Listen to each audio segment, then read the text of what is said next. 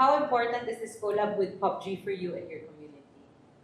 Sobrang importante sa akin to kasi sobrang fan ako ng PUBG and I've been playing PUBG for 5 years now and until now, di pa rin ako tumitigil even though hindi naman ako ganong kagalingan. It's just, nandun lang ako para mag-enjoy talaga, mag-spend time with my friends.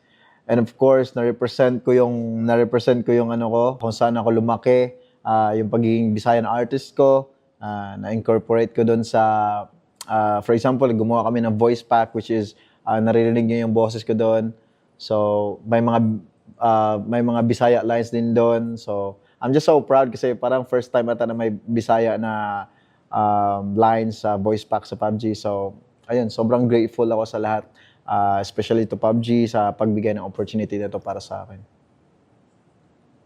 How did you feel when you found out that you were going to collaborate with PUBG with this initiative? Sobrang masayang-masaya ako na akala ko ako na yung pinakamasayang tao sa mundo. I've been dreaming that for a long time. Kinukwento ko pa sa mga kaibigan ko na pag ako nabigyan talaga ng pag ako napansin ni PUBG tapos maka-work kami. And kasi hindi naman ako pro player pero ayun nga, as an artist, I was just so happy na they recognize me, they recognize my music, and of course dahil na rin sa support ng fans, that's why PUBG, naging interesado din si PUBG sa akin. Yeah. Could you briefly walk us over on the creative process of conceptualizing the in-game items? Could you... It was really parang nagtutulungan talaga kami. Kasi as an artist kasi parang meron din akong creative direction and of course si PUBG meron din silang creative kumbaga meron silang vision pagdating sa nila sa project na to. That's why nag-meet kami halfway and pinag-usapan namin ng matindi. And medyo mahabang proseso siya kasi return and balik din sa akin kung okay ba. So ganun lang naman yung namin, and then nagkikita kami personally to talk about the project. And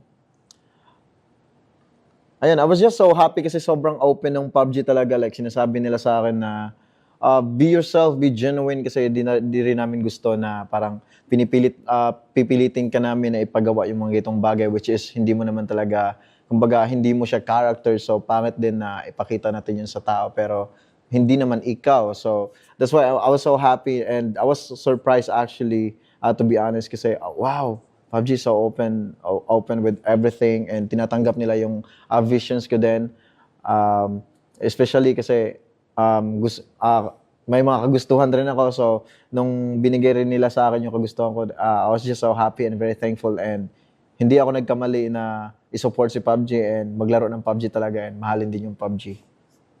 Final message to your fans and fellow PUBG players who showed support towards you, the collab. I just want to thank my fans dahil sa pag-support sa akin from the very beginning, sinusupport niyo ako until now.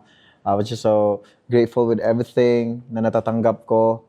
And ayun, of course sa mga sa mga my fellow PUBG players, PUBG Mobile players,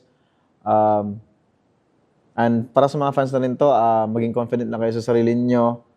And alam ko na masaya kayo na naglalaro kayo ng PUBG, but don't, wag masyadong mag-spend ng time too much kasi meron tayong mga responsibility din, and alam mo yun, studies natin, wag din natin kalimutan kasi alam ko mostly sa atin is mga students din. So, ayun, yung responsibility natin, wag din natin kalimutan. And ayun, mag-enjoy lang kayo palagi sa paglaro ng PUBG.